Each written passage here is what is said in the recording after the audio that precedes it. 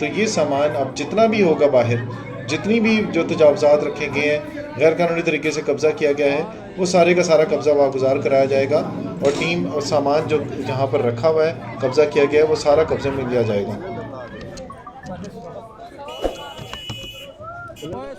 अभी आप ये देख रहे होंगे कितने बड़ी तादाद में लोग यहाँ पर इकट्ठे हुए हैं और ऑपरेशन हो रहा है। और इस ऑपरेशन में वो लोग भी होते हैं, ज़्यादातर जो लोग जिनका सामान कब्ज़े में लेती है टीम। तो अभी आप देख रहे होंगे कि साथ साथ ही लोग जा रहे हैं, वो इसी कोशिश में कि किसी तरीके से जो ये कब्ज़े में लिया गया है स्टॉल का सामान, वो किसी तरीके से वापस हो जाए। लेकिन ये सामान अब वापस होने वाला नहीं है, क्योंकि अब ये जो पिक्टोरियल एविडेंस के ज़रिए सामान जो देखा गया था, वो सामान कब्ज़े में लिया गया है। अब उस सामान को कब्ज़े में लेने के बाद इंतज़ामिया ये सामान शिफ्ट करेगी स्टोर के अंदर और वहाँ पर ये फ़ैसला किया जाएगा।